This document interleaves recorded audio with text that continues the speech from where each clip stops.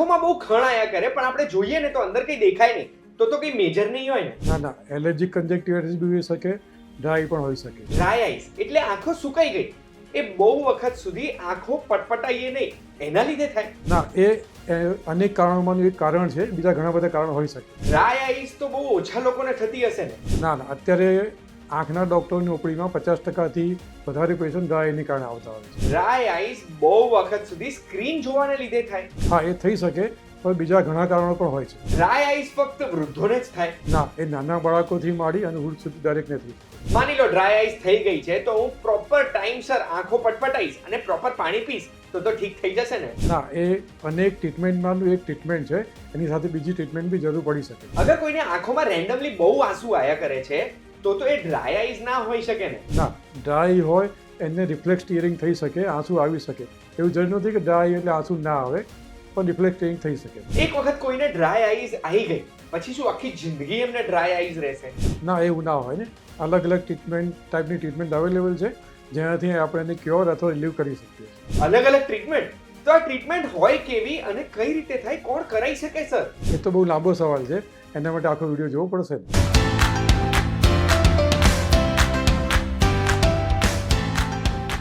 એક વાતોમાં આપનું સ્વાગત છે. મારું નામ છે ગુંજ ઠક્કર. એક નહીં, બે નહીં, 10 નહીં, 20 નહીં, 50% લોકોને આજે ડ્રાય આઈસની તકલીફો રહે છે અને એ તકલીફો તો રહેવાની જ. કારણ કે આપણે આપણું કામ કરીએ છીએ એક મીડિયમ સાઇઝની સ્ક્રીન ઉપર, જેમાંથી ડિસ્ટ્રેક્ટ થઈએ છીએ આપણે નાની સાઇઝની સ્ક્રીનથી, અને ઘરે જઈને આપણે આપણા ફ્રી ટાઈમમાં એક મોટી સ્ક્રીનને પણ જોજો કરીએ છીએ. 8-9 કલાકનો સ્ક્રીન ટાઈમ હોય તો એના લીધે ડ્રાય આઈસ થઈ શકે છે. અને એટલે જ આજના વિડીયોમાં આપણે સમજીશું ડ્રાય આઈસ શું હોય અને ગુજરાતની પહેલી ડ્રાય આઈસની લેઝર ટ્રીટમેન્ટ જે શરૂ થઈ છે એના વિશેની પણ માહિતી લેવાના છે આપણે. માહિતી ક્યાંથી લેવાના છે? તો એના માટે આપણે બહુ જ સ્પેશિયલ જગ્યાએ આવ્યા છે. આપણે આવ્યા છે ડોક્ટર જગદીશ રાણા પાસે. Thank you so much sir અમને સમય આપવા માટે. સરને મળવા માટે આપણે આવ્યા છે પાર્થ આઈ હોસ્પિટલમાં. સર એક ઓપ્થેલ્મોલોજીસ્ટ છે, આઈ સર્જન છે અને હજારો લોકોને એમને ટ્રીટ કર્યા છે. 45,000 થી વધુ સરે કેટરેક્ટ સર્જરીઝ કરી છે, 7,000 થી વધુ લેઝર સર્જરીઝ કરી છે. સરને ઘણા બધા સન્માન પણ મળ્યા છે. બોમ્બે ઓપ્થેલ્મોલોજીસ્ટ એસોસિએશને સરને ગોલ્ડ મેડલ આપેલો છે. એના સિવાય IIRSI હમણાં રિસન્ટલી સરને ગોલ્ડ મેડલ આપ્યો છે. સર આંખોમાં એટલા આગળ વધી ગયા છે ને કે સરે ઘણા બધા પેટન્ટ્સ પણ શોધ્યા છે, જેમાંથી એક ડબલ ટૂથ ફેકો ચોપર સરે શોધ્યું છે, જેને રોયલ્ટી ફ્રી દુનિયાભરના ઓપ્થેલ્મોલોજીસ્ટને સરે વાપરવા માટે પણ છૂટ આપેલી છે. એટલે સર જોડે આંખોને લાગતા વળગતા દરેક પ્રશ્ન આપણને મળી જશે. એટલે સૌથી પહેલા હવે સર હું જે પ્રશ્ન પૂછવા માંગુ છું એ જ છે કે ડ્રાય આઈસ હોય શું? આંખની અંદર આંસુનું એક લેયર હોય છે જે પ્રોટેક્ટિવ લેયર તરીકે કામ કરે. આંખની કીકીની ઉપર એક આંસુનું આવરણ હોય જેને આપણે ટીયર ફિલ્મ કહીએ છીએ. એ ટીયર ફિલ્મ આંખમાં ડેફિશિયન્ટ થઈ જાય અથવા ઓછી થઈ જાય, ઇવાપોરેટ થાય, ત્યારે આપણે એને ડ્રાય આઈ કહીએ. તો સર આ ડ્રાય આઈસના લક્ષણો શું હોય? મોટે ભાગે ડ્રાય આઈના લક્ષણોમાં આંખ વધારે પડતી બ્લિંક કરવી પડે, આંખમાં ફોરેન બોડી સેન્સર થાય, કંઈ ખૂંચ્યા કરે, પંખા સામે, એસી સામે વધારે પડતી આંખો ખુલ્લી ના રહે, લાલ થઈ શકે, અને થોડુંક બી વાંચ્યા પછી, કોમ્પ્યુટર કામ કર્યા પછી આંખો થાકી જાય. આ બધા ડ્રાય આઈના લક્ષણો છે. તો આ ડ્રાય આઈસ થાય કેમ અને કઈ કઈ ટાઈપની ડ્રાય આઈસ હોય? મોટે ભાગે બે ટાઈપની ડ્રાય હોય છે. એક MGD કહેવાય, જ્યાં મિબોમેનિક ગ્લેન્ડ ડિસ્ફંક્શનને કારણે થાય, જેની અંદર આંખનું લિપિડ લેયર એટલે બહારનું આવરણ જે છે એ ડેફિશિયન્ટ હોય, ત્યારે એને આપણે ઇવાપોરેટ ટાઈપ ઓફ ડ્રાય અથવા MGD ડિસ્ફંક્શનને કારણે થઈ ડ્રાય કહી શકે. બીજું અંદરનું લેયર છે એ એક્વિયસ લેયર અથવા તો પાણીનું લેયર કહેવાય. એ લેક્રિમલ ગ્રેન્ડ સિક્રેશનને કારણે થતું હોય, એ ડેફિશિયન્ટ હોય ત્યારે આપણે એને એક્વિયસ ડેફિશિયન્ટ ડ્રાય કહીએ છીએ.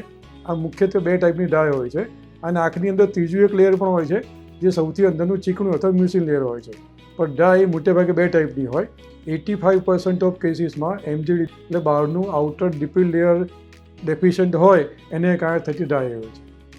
તો હવે સર આ ડ્રાય આઈસમાં એવું હોય કે આજે ડ્રાય આઈસ નથી કાલે થઈ જાય, ત્યાં ધીમે ધીમે ડેવલપ થાય છે? આ મોટે ભાગે continuous use of laptop, TV, mobile, computer આ બધું કન્ટિન્યુઅસ યુઝ કરવાથી થઈ શકે. નાના બાળકોને આપણે મોબાઈલ લાંબો ટાઈમ સુધી આપી દઈએ છીએ. આજના જમાનામાં જ્યારે મધર ફાધર બંને જોબ કરતા હોય તો નેચરલી એમને ફ્રી ટાઈમ જોઈએ ત્યારે બાળકને મોબાઈલ આપીને બેસાડી દે છે. પ્યુબર્ટી એજમાં જઈએ તો પ્યુબર્ટી એજમાં બી કોમ્પ્યુટરમાં વાંચવાનું હોય, લેન્ડલી સ્ક્રીન પર સ્કૂલમાં ભણવાનું હોય, ઘરે મોબાઈલ પર એમને લેસન કરવાનું હોય. જોબ ફંક્શનિંગવાળા જે હોય એ લોકો કોમ્પ્યુટર પર કામ કરતા હોય છે.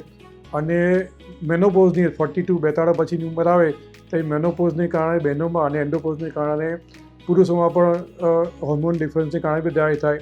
એ સિવાય બીપી, ડાયાબિટીસ, આર્થરાઇટિસ આ બધાને કારણે બી ડ્રાય થઈ શકે. ઓકે, એટલે આ એક રોગ જેવું જ છે ડ્રાય આઈઝ. એવું નથી કે આ લાઈફસ્ટાઈલ કે બહુ ખાધું અને વજન વધી ગયું એવું નથી, બહુ સ્ક્રીન જોઈને ડ્રાય. આ રોગ જેવું જ છે જે એક વખત ડેવલપ થઈ જાય. હા, આ ઇટ્સ અ સિન્ડ્રોમ. ડિઝીઝ એટલે એક નાની બીમારી કહેવાય. આ સિન્ડ્રોમ છે જેના કારણો અલગ હોય અને ઉંમર પ્રમાણે એના સિમ્ટમ પણ અલગ હોય અને ટ્રીટમેન્ટ બી અલગ હોય. તો મારે સર એક ઓપ્થેલ્મોલોજીસ્ટને બતાવવા ક્યારે જવાનું? શું કેવા લક્ષણ આવે તો મારે તરત બતાવવા જવું જોઈએ? મેં જે લક્ષણો પહેલાં વર્ણવ્યા એ પ્રમાણે આંખ લાલ થાય, ખૂંચે, પાણી નીકળે, ખંજવાળ આવે, લાંબો સમય સુધી આંખ ખુલી ના શકે, આંખ થાકી જાય, આ બધાને કારણે જ્યારે આપણી ડેઇલી રૂટીન એક્ટિવિટી આપણે જે કામ કે જોબ કરતા હોય એમાં આપણને તકલીફ પડવાનું ચાલુ થાય તો તરત જ આંખના ડૉક્ટરને કન્સલ્ટ કરવું. હવે સર, આપણે આ ડ્રાય આઈઝથી બચવા શું કરવાનું એ તો હું સરને પૂછું છું, પણ એની પહેલા મારે ટ્રીટમેન્ટ સમજવી છે કે ડ્રાય આઈઝની ટ્રીટમેન્ટ કેવી કેવી હોય. મોટાભાગના કેસમાં ડ્રાય એજમાં પહેલાં દરેક દર્દીને પ્રિકોશન સમજાવતા હોઈએ કે શું શું એવોઇડ કરવું જોઈએ, એટલે કોઝિંગ ફેક્ટર હોય એને એવોઇડ કરવું જોઈએ. That is the first. Second, આપણે લુબ્રિકેટિંગ ડ્રોપ, આર્ટિફિશિયલ ટીયર્સ એમને આપતા હોઈએ જે રેગ્યુલરલી નાખવાના હોય છે. થર્ડ ટ્રીટમેન્ટ તરીકે જેને સિવિયર ડ્રાય એજ હોય એને લેક્રિમલ પંક્ટમ પ્લગ આપતા હોઈએ જેનાથી જેટલું ટીયર સિકન થતું હોય એ એમાં જળવાઈ રહે. અને ફાઇનલ સ્ટેજ તરીકે આપણે લેઝર ટ્રીટમેન્ટ આપતા હોઈએ. બસ આ લેઝર ટ્રીટમેન્ટ જ હું પૂછવા આવ્યો છું કે ગુજરાતની આ પહેલી લેઝર ટ્રીટમેન્ટ અહીંયા આપણે ત્યાં પાર્થાઈ હોસ્પિટલમાં તમે શરૂ કરી છે, તો આ ટ્રીટમેન્ટ છે શું, કઈ રીતે કામ કરે? એને આપણે IRPL ટ્રીટમેન્ટ કહીએ છીએ, intense regulated pulse light treatment. એ આંખની અંદર જે લિપિડ લેયર સિક્રેશન છે એ મ્યુબેન ગ્લેન્ડમાંથી થતું હોય છે. મ્યુબેન ગ્લેન્ડ છે એમાંથી ઓઇલી લેયર સિક્રેશન થાય જે આંખના અંદરનું આંસીનું જે લેયર છે એને પ્રોટેક્ટિવ લેયર તરીકે બહાર આવરણ આપે છે. એ પાણી ઉપર આપણે તેલનું લેયર મૂકીએ તો પાણી ઉડી જતું અટકી જાય. સેમ વે અંદરનું જે એક્વિયસ લેયર છે એની ઉપર લિપિડ લેયરનું એક આવરણ છે જે આંખના આંસુને ઉડી જતાં બચાવે છે. તો આ લેક્રિમલ ગ્લેન્ડને સિક્રેશનને સ્ટિમ્યુલેટ કરવાનું કામ એ IRPL ટ્રીટમેન્ટ કરે છે. ઓકે, તો પછી સર આ ટ્રીટમેન્ટની પ્રોસિજર શું છે તમે મને સમજાવશો ટૂંકમાં? એટલે ટ્રીટમેન્ટની પ્રોસિજરમાં આપણે સૌથી પહેલાં તો એને ડાયગ્નોઝ કરવું પડે અને કઈ ટાઈપનું ડ્રાય છે. લિપિડ લેયર ડેફિશિયન્સી હોય એમાં જ આ IRPL ટ્રીટમેન્ટ કામ કરે છે. લિપિડ લેયર ડિસફંક્શન હોય એટલે MGDમાં જ આ કામ કરે છે.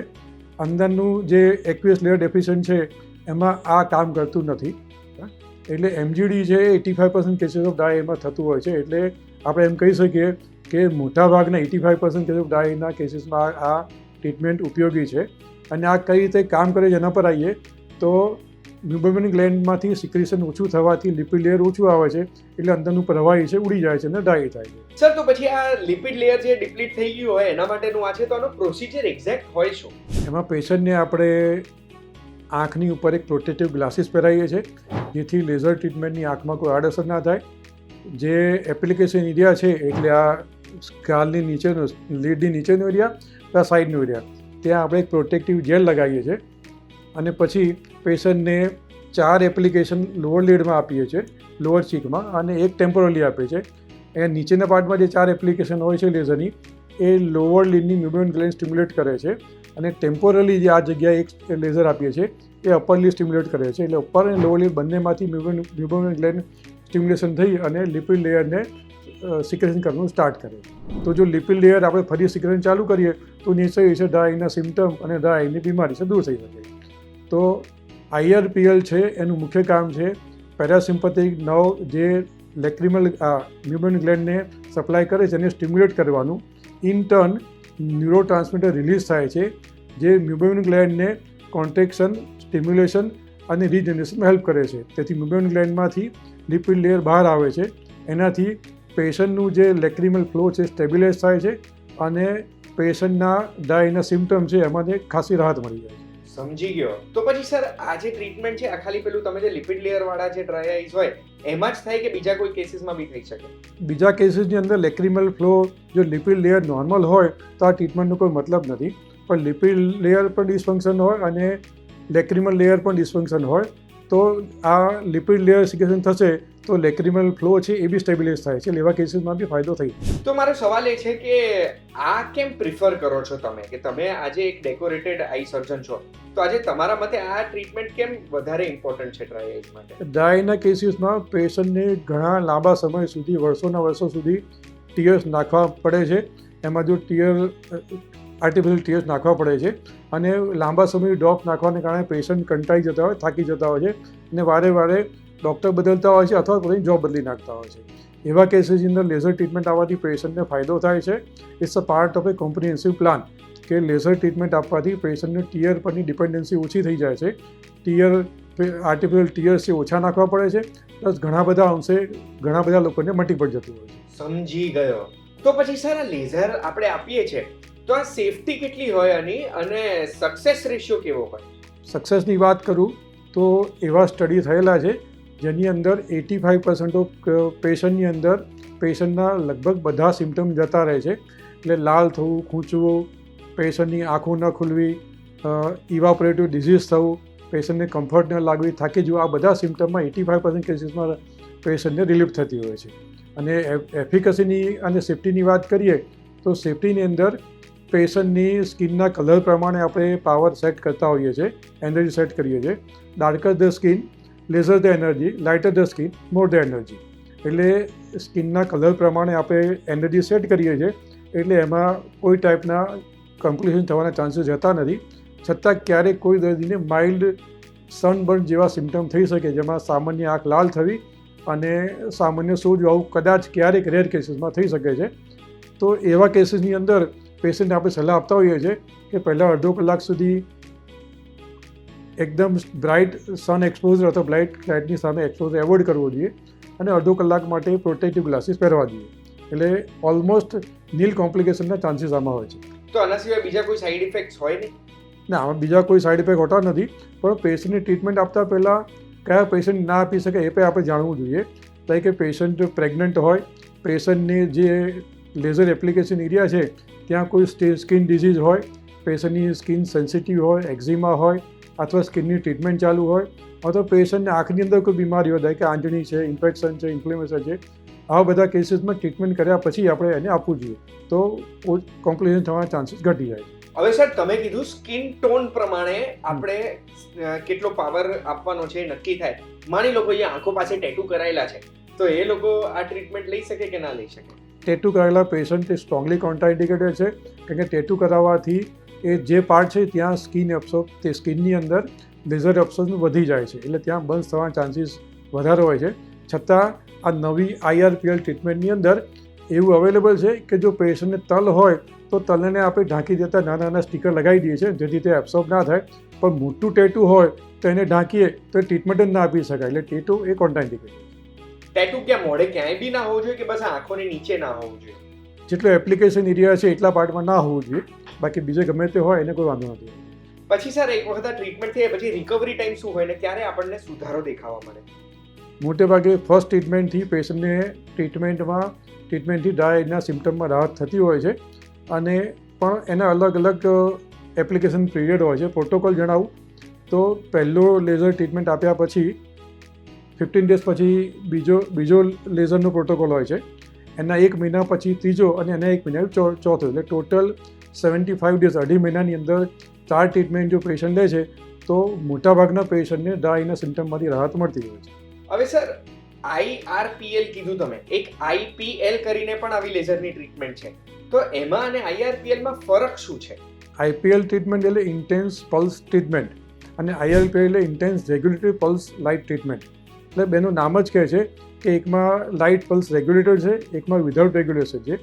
IL treatment is made available for the skin treatment. એટલે સ્કિન ટ્રીટમેન્ટ માટે ડેવલપ થયેલી લાઇટ ટ્રીટમેન્ટ જે છે એ આપણે આંખમાં યુઝ કરીએ છીએ, એમાં કોઈ લાઇટ રેગ્યુલેશન હોતું નથી. IRPL ટ્રીટમેન્ટ છે સ્પેશિયલી આંખની ન્યુબેમિનિક ગ્લેન્ડને સ્ટિમ્યુલેટ કરવા માટે બનાવવામાં અથવા ડેવલપ કરવામાં આવેલી ટ્રીટમેન્ટ છે. એટલે સ્પેસિફિકલી ડેવલપ ફોર આઈસ છે, ડ્રાય આઈના ટ્રીટમેન્ટ માટે જ અવેલેબલ થયેલી છે. અને એની અંદર લાઇટ રેગ્યુલેશન છે કહેવાય. એટલે જ્યારે IPLની અંદર જ્યારે પલ્સ ટ્રીટમેન્ટ આપે ત્યારે at the end of the pulse એ આપ ધીરે રહીને ધીમે ધીમે વેવ ઓફ થાય છે, જ્યારે IRPLમાં એ સેમ લેવલે પલ્સ ઓફ 10 એ જતી હોય છે. એટલે પેશન્ટની ઇફેક્ટ સારી મળે છે, જલ્દી મળે છે અને લાંબા સમય સુધી એની ટ્રીટમેન્ટની ઇફેક્ટ રહેતી હોય છે. હવે એક પેશન્ટે આ 75 ડેઝ વાળી IRPL ટ્રીટમેન્ટ કરાવી દીધી, એના પછી એમને ડ્રાય આઈઝના લક્ષણો કેટલા સમય સુધી નહીં દેખાય? મોટે ભાગે 36 મંથ સુધી એની ઇફેક્ટ રહેતી હોય છે, 3 વર્ષ સુધી. પણ ઇટ ઇઝ એડવાઇઝેબલ કે જો પેશન્ટને વચ્ચે ક્યારે બી સિમ્ટમ ડેવલપ થાય તો એવરી યરલી એક મેન્ટેનન્સ પલ્સ ટ્રીટમેન્ટ લેવી જોઈએ. દર વર્ષે એક ટ્રીટમેન્ટ લે, જો સિમ્ટમ ના થાય તો ન લે તો પણ ચાલે. મોટેભાગે 3 વર્ષ સુધી એની ઇફેક્ટ રહેતી હોય. તો સર તમે જે વાત કરી એનાથી મને ખબર પડે છે કે IRPL ટ્રીટમેન્ટ છે એની જરૂરત હતી એટલે જ તમે ગુજરાતમાં લાવ્યા. બીજું કોઈ કારણ છે આ ટ્રીટમેન્ટને અહીંયા લાવવાનું? અને કેમ અત્યાર સુધી બીજું કોઈ નથી લાવ્યું આ ટ્રીટમેન્ટ? એ નવી ટેકનોલોજી આપણા ગુજરાત રાજ્યમાં આવે, આપણા નાગરિકોને એનાથી રાહત મળે. ખાસ કરીને સ્ક્રીન, લેપટોપ, મોબાઈલ, આ તો ઓલ્ડ એજમાં આર્થરાઇટિસવાળા, થાઇરોઇડવાળા દર્દીઓ જે લાંબા સમયથી ટીપા નાખવા મળતી હોય છે, એ લોકોને ટ્રીટમેન્ટ લાંબા સમય સુધી લેવી ન પડે, ડ્રોપ નાખવા ના પડે, આમાંથી રાહત થાય અને નવી ટેકનોલોજીનો લાભ મળે. એ જ એક આશય છે કે આપણે ગુજરાતમાં ફર્સ્ટ ટાઈમમાં ટ્રીટમેન્ટ લાવ્યા છે. સમજી ગયો. તો હવે સૌથી ઇમ્પોર્ટન્ટ સવાલ સરને પૂછવાનો છું. આ IRPL ટ્રીટમેન્ટની તો મને માહિતી મળી ગઈ છે પૂરેપૂરી, પણ સર મારે અગર ડ્રાય આઈઝ જોઈતી જ નથી, મને નથી જોઈતું કે આ ડ્રાય આઈ થાય, આ રોગમાં મને કંઈ થાય, તો એના માટે મારે કઈ બાબતોનું ધ્યાન રાખવાનું? આ ડ્રાયના પ્રિકોશન એ અંગેનો ક્વેશ્ચન આ બહુ જ સારો ક્વેશ્ચન છે. એનાથી દર્દીને આપણે અથવા તો નાગરિકોને આપણે એડવાઇસ આપી શકીએ કે કઈ રીતે આપણે એને અવોઇડ કરી શકાય. તો સૌથી પહેલું છે કે રેગ્યુલર બ્લિંક કરવું જોઈએ. 1 મિનિટની અંદર ઓછામાં ઓછું 10 થી 12 વાર બ્લિંક કરવાથી ટીયર ફિલ્મ રિપ્લેસ થતી હોય છે, એટલે ડ્રાયના સિમ્ટમમાં આપણને રાહત મળતી હોય છે અથવા ડ્રાયને આપણે એવોઇડ કરી શકીએ છીએ. બીજો 20/20/20નો રૂલ, દર 20 મિનિટે 20 સેકન્ડનો બ્રેક લેવો, 20 ફૂટ દૂરની વસ્તુ જોવી, એનાથી આંખના સ્નાયુને બી રાહત મળે છે અને ટીયર ફિલ્મ બી રિપ્લેસ થાય છે. રેગ્યુલર હાઇડ્રેશન, થોડા સમયના અંતરે થોડું પાણી પીતા રહેવું જોઈએ, જેથી બોડીમાં હાઇડ્રેશન હશે તો આંખમાં બી હાઇડ્રેશન રહેવાનું જ છે અને ડ્રાયને આપણે એવોઇડ કરી શકીશું. ત્રીજું, સ્ક્રીન ટાઈમ બિનજરૂરી ના, આપણે સ્ક્રીન ઉપર બિનજરૂરી ટાઈમ ના આપવો જોઈએ. ઘણા લોકો ટાઈમપાસ કરવા માટે બી મોબાઈલ યુઝ કરતા હોય છે, લેપટોપ યુઝ કરતા હોય છે, ટીવી સામે બેસી રહેતા હોય છે. તો જો આપણે ઓલરેડી જોબ પર, કોમ્પ્યુટર પર વધારે ટાઈમ આપતા હોય તો બિનજરૂરી સ્ક્રીન ટાઈમ આપણે ઘટાડવો જોઈએ.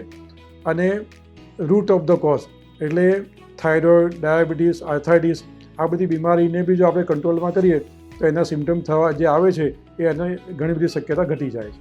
સમજી ગયો સર. એટલે આટલી વસ્તુઓનું ધ્યાન રાખીશું તો આપણને ડ્રાય આઈઝ નહીં થાય. પણ જો અગર ડ્રાય આઈઝના લક્ષણો દેખાય છે, તરત તમારા નજીકના ઓપ્થેલ્મોલોજિસ્ટ પાસે જાઓ. ડ્રાય આઈઝને લઈને, IRPL ટ્રીટમેન્ટને લઈને કોઈ પણ પ્રશ્ન હોય તમને, મેં તો મારા બધા પૂછી લીધા, પણ તમારો પ્રશ્ન રહી ગયો છે તો સ્ક્રીન ઉપર દેખાય છે એ નંબર ઉપર કોલ કરીને પાર્થાઈ હોસ્પિટલમાં ડોક્ટર જગદીશ રાણા સરને તમે પૂછી શકો છો.